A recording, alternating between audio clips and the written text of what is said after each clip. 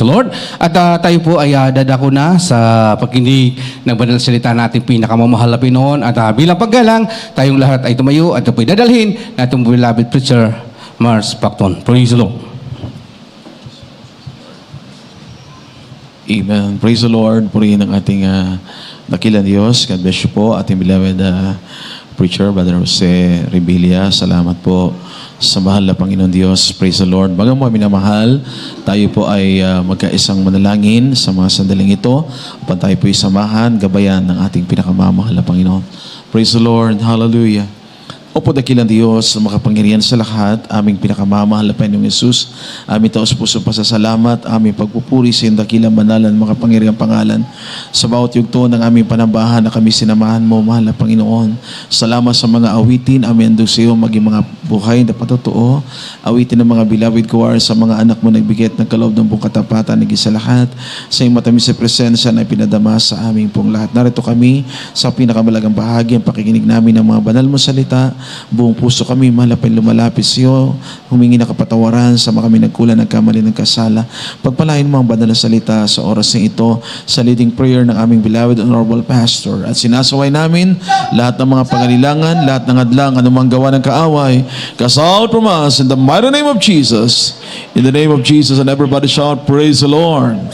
Glory to God. Purihin ang ating pinakamamahal na Panginoon. At sa mga sandaling ito, ako pinagpapaabot ng pinakamataas na pagpupuri, pinakamataas na pagluwalhati, pagdakila, pagsamba sa ating pinakamamahal na Panginoong Kristo, ang ating Diyos na makapangyarihan po sa lahat.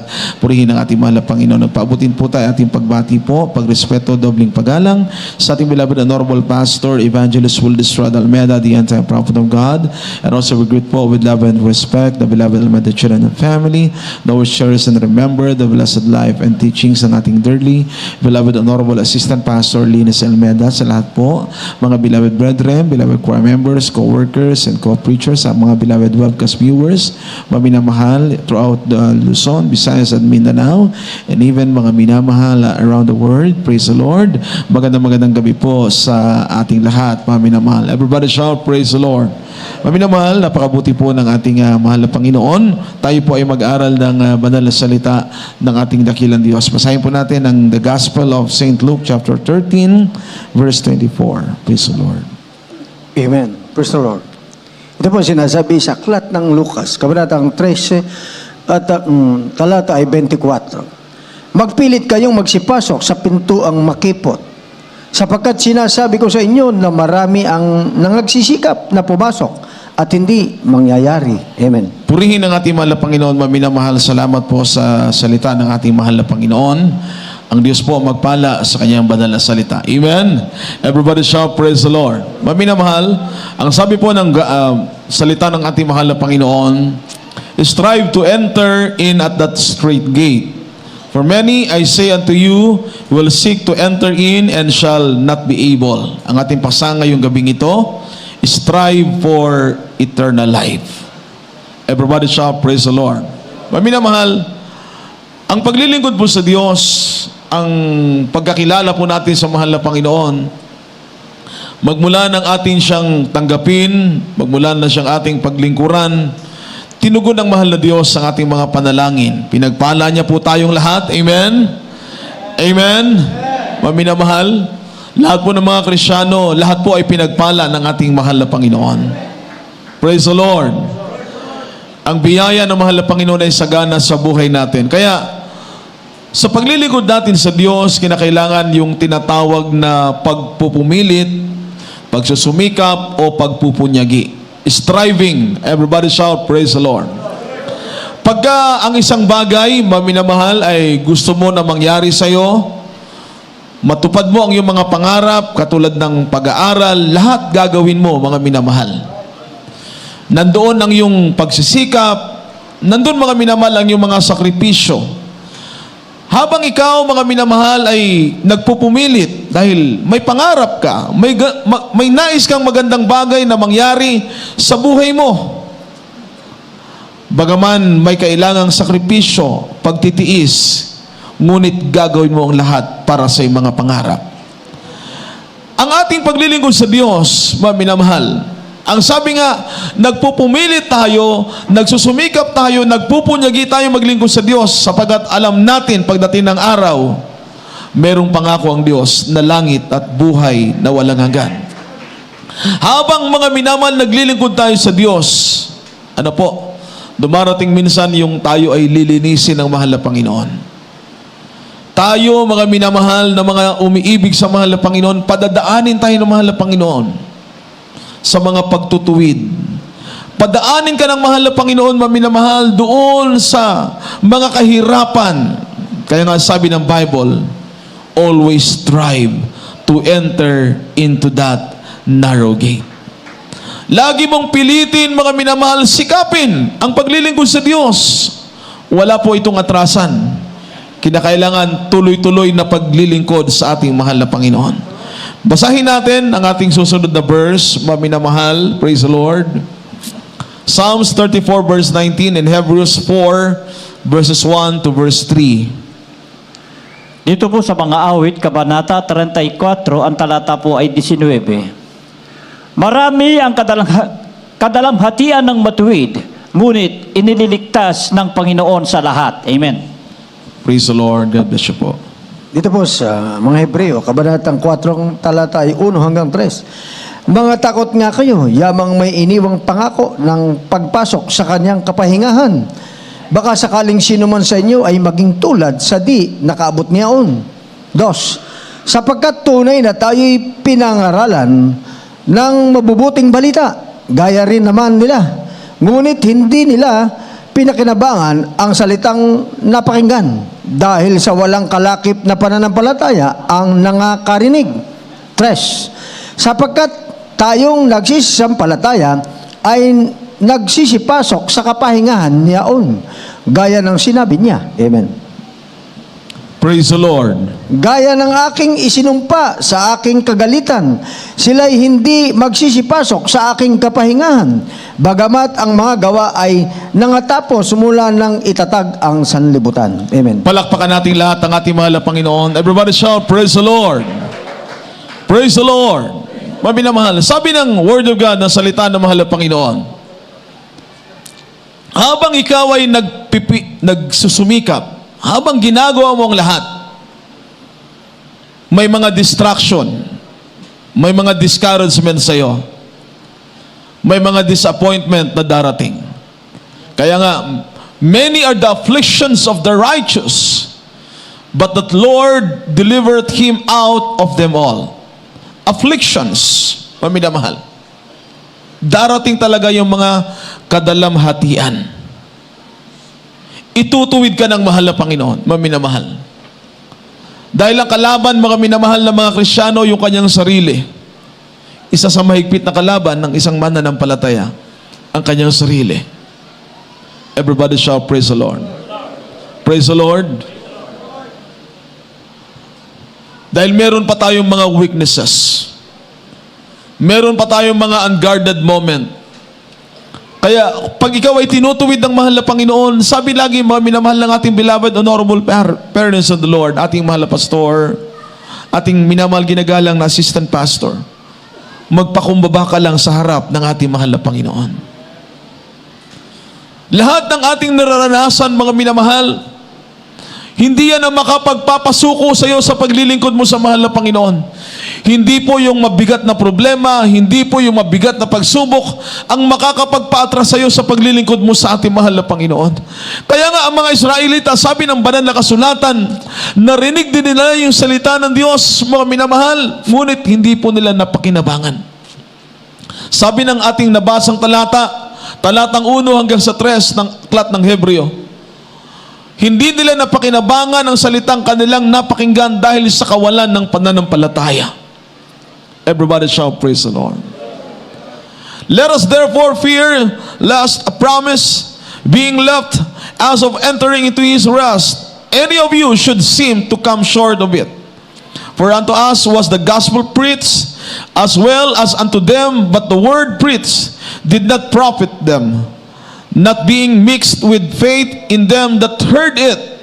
For we which have believed do enter into rest.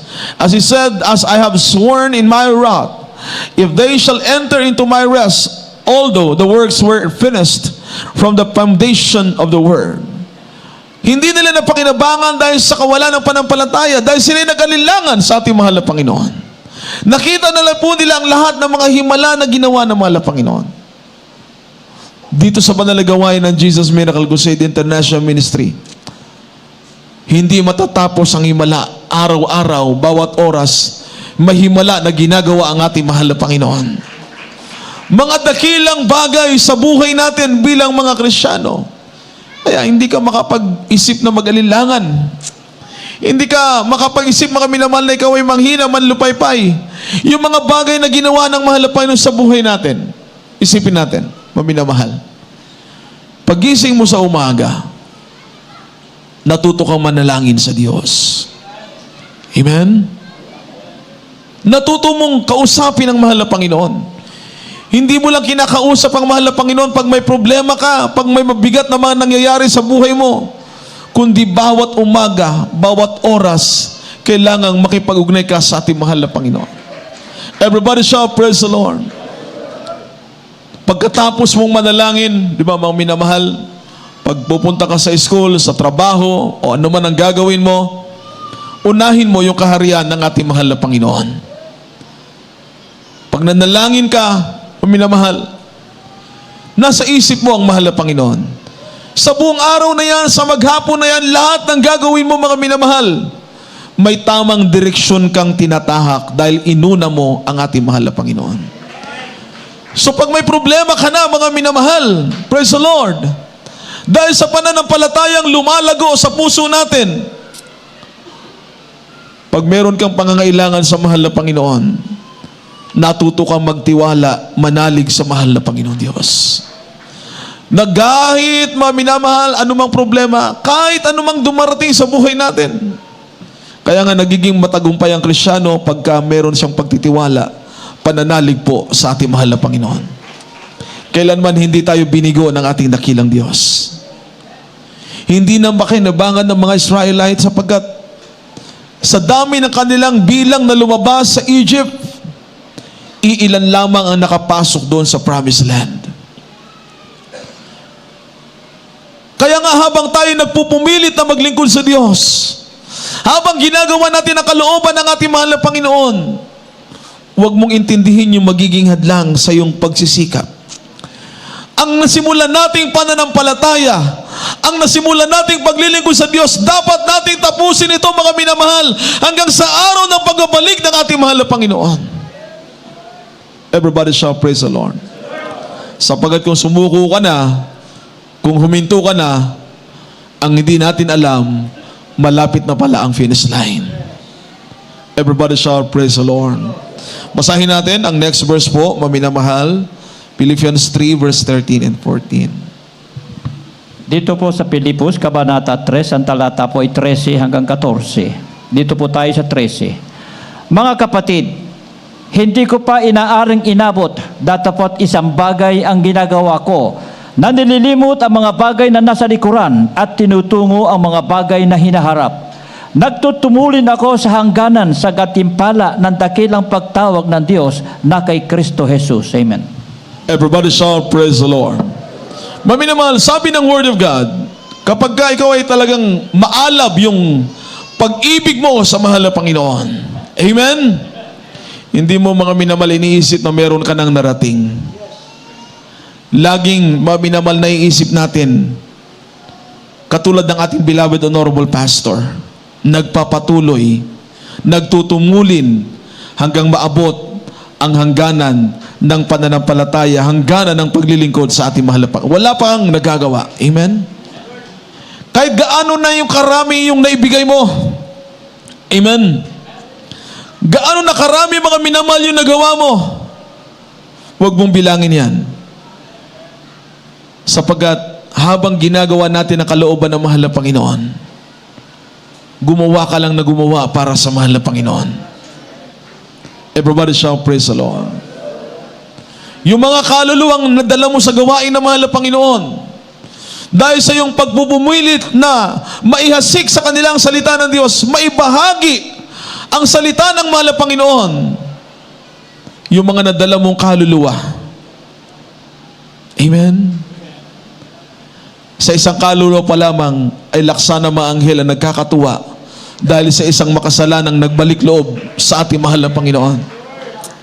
Dahil mayroong nagpumilit, mayroong nagsumikap na ipangaral ang ebanghelyo ng ating mahal na Panginoon, ganun tayo na abot, mga minamahal, na mga pagpapagal ng mga tao ng Diyos. Mga tuhod ng panalangin ng ating beloved honorable parents in the Lord, ang kanilang pagsisikap, ang kanilang pagpumumilit, mga minamahal, maipangaral ang ebanghelyo ng katotohanan.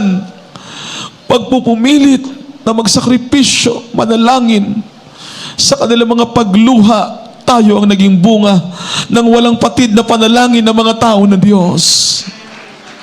Everybody shout, praise the Lord. Sabi ni Pablo, brethren, I count not myself to have apprehended, but this one thing I do, forgetting those things which are behind, and reaching forth unto those things which are before, I press toward the mark for the prize of the high calling of God in Christ Jesus. Yun yung dapat iniisip natin, mga minamahal. Kung paano tayong hinango ng mahal na Panginoon doon sa lusak ng kasalanan, hinango na tayo ng mahal na Panginoon doon. Hindi na tayo dapat bumalik pa. Everybody shout, praise the Lord. Dahil hindi tayo makapagtatago sa harap ng mahal na Panginoon. Amen? Kung nagsumikap ka, nagpumilit ka, ginawa mo lahat ng the best na magagawa mo para sa mahal na Panginoon, pagdating ng araw, tiyak, pag nandun na tayo sa langit, gantimpala ang iyong matatanggap. Gantimpala ang ipagkakalob ng mahal na Panginoon. Pero kung hindi tayo naging seryoso, hindi natin, mga minamahal, pinagsumikapang maglingkod sa Diyos, walang pagtitiis, mga minamahal, walang malalim na pag-ibig para sa mahal na Panginoon. Alam niyo po, bakit maraming mga Kristiyano na hindi ganon, mga minamahal, ang kanilang malalim na pag-ibig sa mahal na Panginoon? Dahil takot sila sa kahirapan. Pag may pagsubok na, mga minamahal, umaatras na. Pag may pag-uusik na, umaayaw na, mga minamahal. Pero yung mga totoong tagapagmana ng langit at buhay na walang hanggan, anuman ang dumating na pag-uusik sa kanila, anuman ang kahirapan na maranasan nila, nagpapatuloy sila. Sabi ni Pablo, nagtutumulin siya, mga minamahal, sa hangganan ng dakilang pagtawag ng Diyos. Everybody shout, praise the Lord. Dahil the more ka na nililinis na mahal na Panginoon, the more ka, mga minamahal, inihahanda ng mahal na Panginoon, if you are worthy of that reward and that prize na inihanda ng mahal na Panginoon. Pinag-uusapan po dito ay langit, buhay na walang hanggan sa piling ng mahal na Panginoon. Yumaman man ang tao sa mundo, milyonaryo o kilalang mga tao sa mundo, ngunit pag hindi naglilingkod sa Diyos, pagkatapos ng kamatayan ay ang place of torment in hell. No more tears, no more pain, no more suffering. Yun naman ang hinihanda ng mahal na Panginoon pag naglingkod ka ng tapat, yung eternal life in heaven to be with our loving God. Kaya anong piliin mo, mga minamahal? Piliin mo, mga minamahal, yung tiyak na buhay. Tiyak na buhay sa piling ng mahal na Panginoon. Kaya habang gumagawa ka ng mabuti, huwag kang mapagod, gumawa ka lang ng gumawa para sa mahal na Panginoon. At ang buhay na walang hanggan, totoong buhay, inihanda ng mahal na Panginoon sa langit. Basahin natin 1 Timothy chapter 6, 18 and 19. At last verse na po, 1 Timothy 6 verse 12. Ito po sinasabi sa unang kay Timoteo, kabanatang sa isatang mga talata 18 at 19, na sila'y magsigawa ng mabuti, na sila'y magsiyaman sa mabuting gawa, Amen. na sila'y maging handa sa pamimigay, maibigin sa pamamahagi. 19, na magtipon sa kanilang sarili ng isang mabuting kinasasaligan para sa panahong darating, upang sila'y makapanangan sa buhay na tunay na buhay. Yes, amen. Praise the Lord. Dito po sa 6 at ang talata ay 12. Makipagbaka ka ng mabuting pakikipagbaka ng pananampalataya.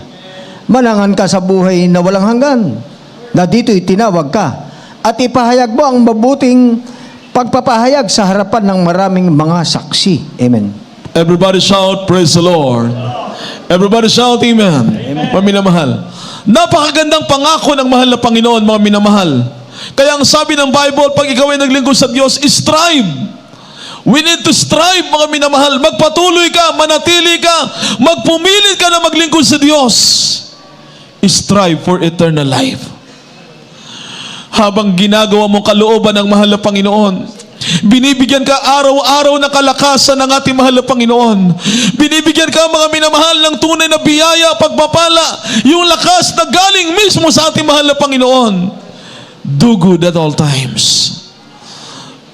Kung ikaw ay binabato na ng mga masasakit na mga salita, may mga persecutor, may mga hindi magaganda, mga minamahal, against you, na ikaw ay gumagawa naman ng kalooban ng mahal na Panginoon, the Lord knows everything. Everybody shout, praise the Lord. Magpatuloy ka lang. Hindi dahil may minamahal, may mga kritiko, maapektuhan ang paglilingkod mo sa Diyos. Dapat patuloy ka lang, mga minamahal, kasi nalalaman ng mahal na Panginoon ang lakad natin. Kung ikaw ba hihinto, mga minamahal, kung ikaw ba, mga minamahal, ay titigil na. Katulad ng mga Israelites, sa dami nila, mga minamahal, iilan lang nakapasok doon sa lupang pangako. Yung mga nagpatuloy, nagpumilit, na gumawa, magtiwala, manalig ng ating pinakamamahal na Panginoon. Sa ating dakilang Diyos, sabi ng Biblia, lay hold on eternal life. Amen. Manangan ka sa buhay na walang hanggan. May dakilang pangako ang mahal na Panginoon. And faithful is the promise of our loving God that He will keep His word, mga minamahal. Iniingatan ng mahal na Panginoon with His divine covenant. Kaya nga, paglilingkod sa Diyos, there is nothing to lose but everything to gain. That someday, mga minamahal, sa piling ng mahal na Panginoon, doon ay wala ng kahirapan, wala ng pagsubok. Kaya magpumilit tayo, huwag mapagod, magpatuloy na maglingkod sa mahal na Panginoon. Palakpakan natin lahat ang ating mahal na Panginoon. Awitan natin ang ating mahal na Panginoon Diyos. Praise the Lord, mga minamahal. Sa awitin kung kailan kailangan siya, napakabuti ng ating mahal na Panginoon.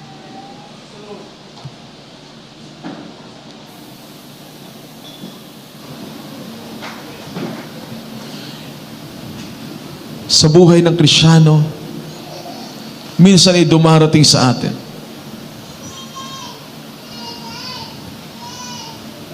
Tayo, mga minamahal, nililinis, tinutuwid ng mahal na Panginoon.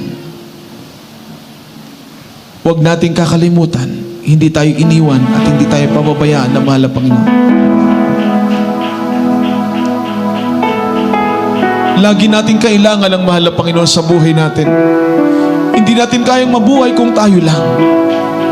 Habang nagpupumilit ka, nagsisikap ka, nagpupunyagi ka maglingkod sa Diyos, patuloy lang tayo, paminamahal. Strive for eternal life. Lord, hallelujah.